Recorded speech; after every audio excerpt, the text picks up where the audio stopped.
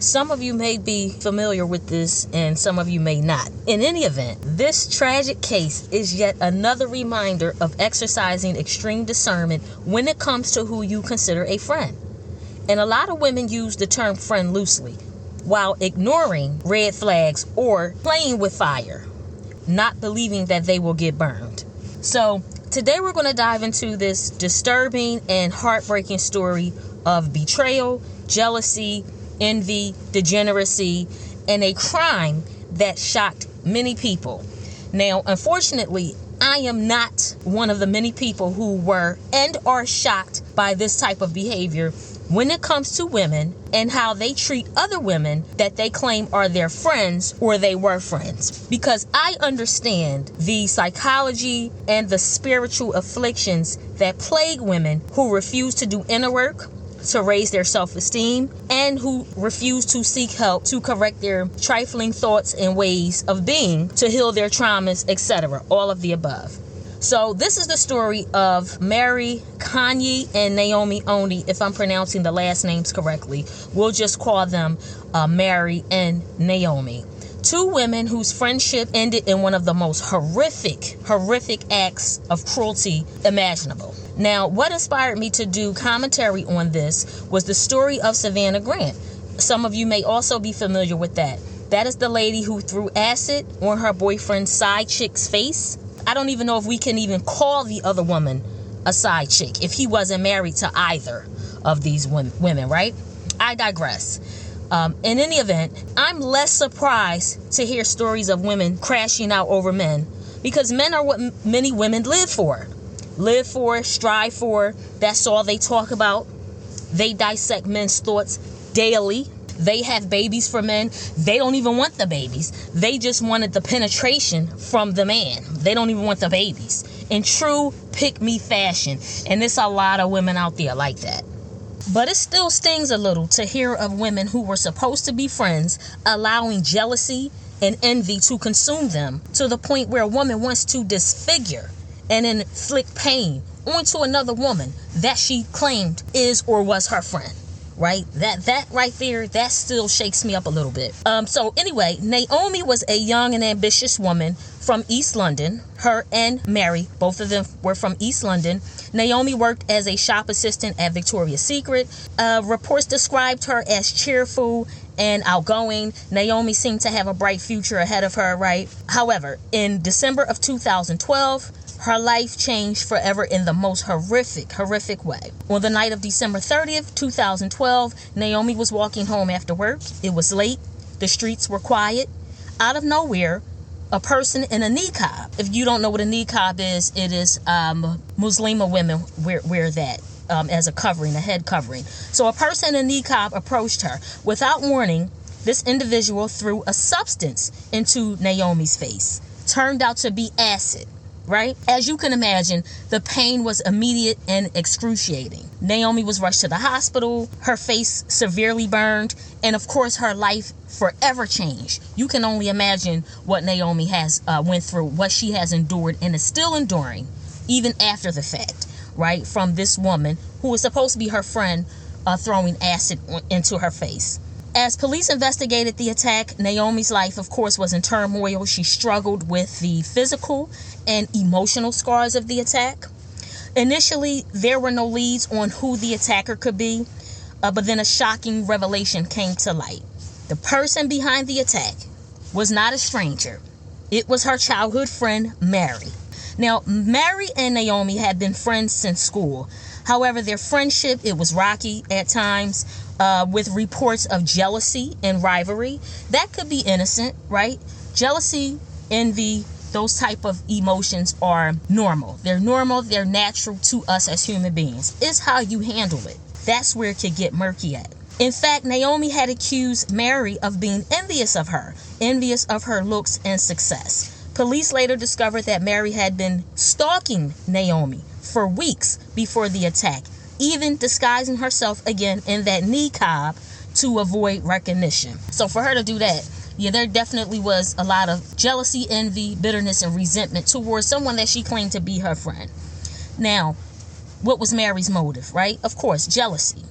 Investigators found evidence that Mary had been searching online for information about how to carry out acid attacks, including an infamous case of Katie Piper, another case in which a woman had acid thrown onto her.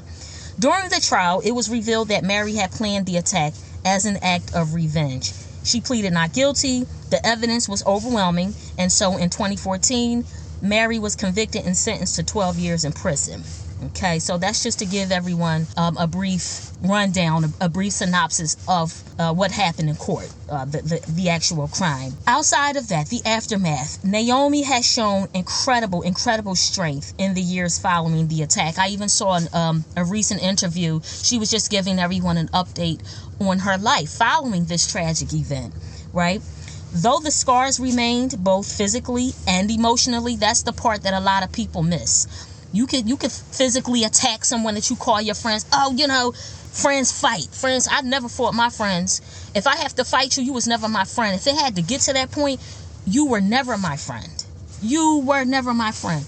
Any woman to this day that I consider a friend, neither one of us have ever had to physically attack each other and put hands on each other.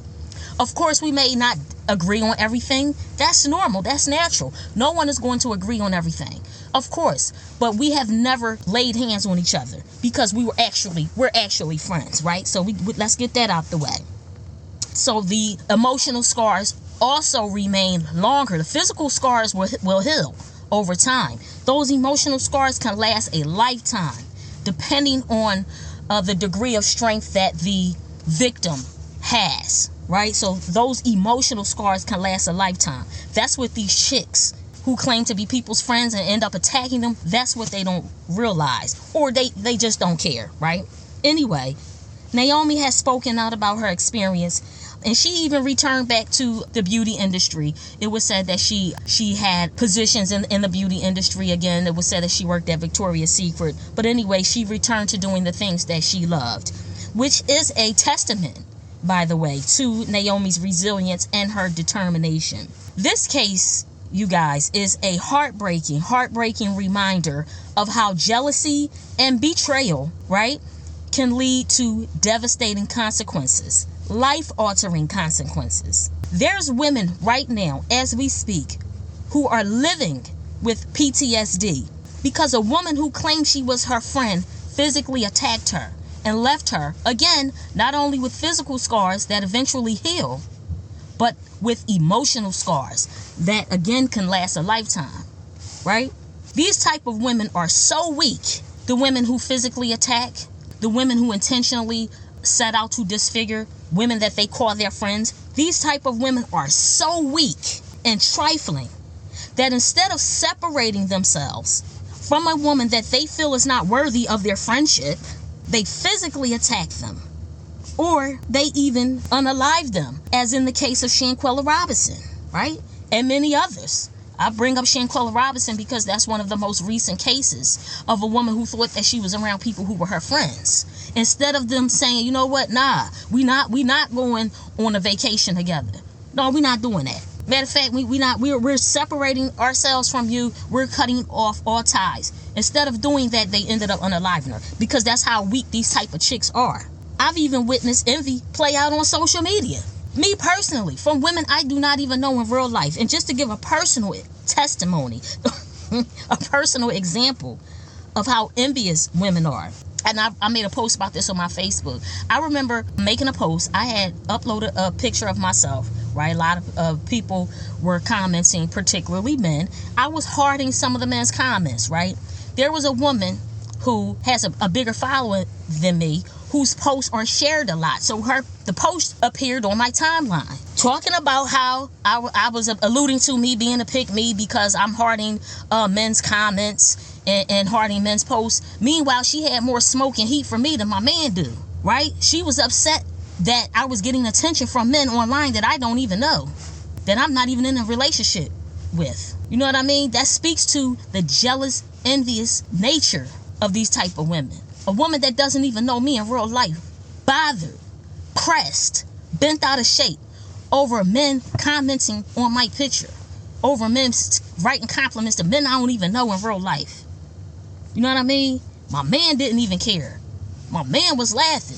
when I told them about it. This is how crazy and weird these type of chicks are. And I'm telling you, you better peep the red flags before it's too late. In real life, that's just a social media example, right? That's how bothered and pressed and weak women are when it comes to other women that they feel are more attractive than them and are getting more attention from men than them. Even men you don't even know. So if women can easily and unabashedly display that type of behavior, unchecked emotions on social media, think about how dangerous it is to be around women that you believe in your heart is your friend in real life. A woman you have shared secrets with, shared your goals and aspirations with, some of whom you have experienced adolescent struggles with, right?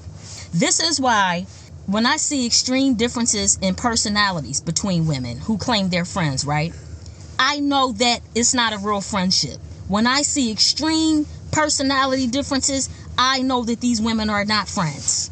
Yes, people have their own personalities, of course, but let's not pretend that you have women who only befriend women they feel are not as pretty, not as sharp as they are, do not garner as much attention as they do, right? Let's not pretend that they don't befriend women like that so that they can always stand out and make sure all eyes are on them at all times. Let's not pretend.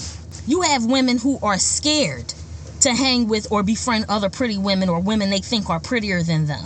Pay attention. Y'all know this is a fact. Y'all know this is true. They only have women around them they believe are less smart, less attractive, less appealing than them because of their fear that they will be outshined. Let's talk about it.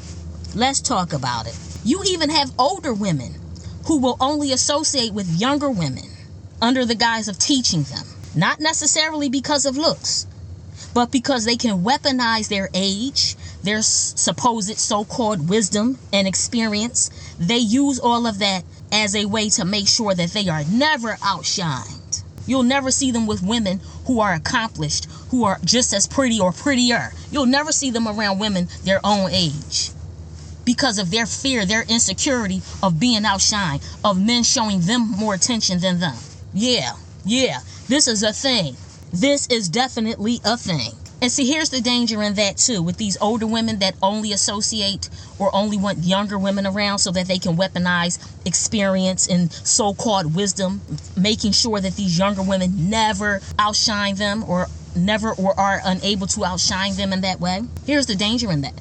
While you purposely may keep women around you that you believe are less smart, less attractive, etc., that opens the door for bitterness and for resentment to fester, which can lead to devastating consequences. Devastating. That can lead you to being unalived. That's the flip side of this, because there are women out here that do that. They only befriend women that they know will not get any type of attention or get the level of attention that they will. They scary.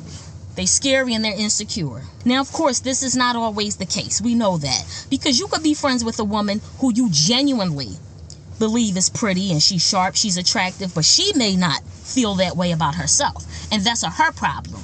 So that could be the case too. But let's not pretend that women are not out here only hanging around or keeping women around them that they know will not outshine them, or they want to be the prettiest chick in the room or whatever. It's all insecurity. They have a problem with other women who are just as pretty or prettier or more attractive, or who will get more attention from men.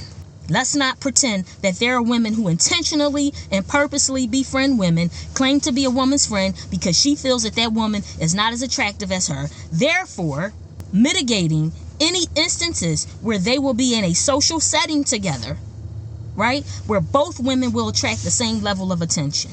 Am I right or am I wrong? I'm right. And I've seen it, and I know you have too. Okay? Envy, jealousy, bitterness, resentment, unchecked emotions, all of that can spiral into destruction. Destruction that can change the course of everyone's lives involved. Play with it. Play with unchecked emotions if you want to. Play with envy and jealousy and red flags if you want to. Pretend you don't see them red flags if you want to. Pretend you don't hear that passive aggression if you want to. You could pretend all you want. but that can lead to the most devastating of consequences. Y'all go ahead, like, share, and subscribe for more of these type of stories. Let me know what y'all think about this case. Share your own experiences in the comments. Peace.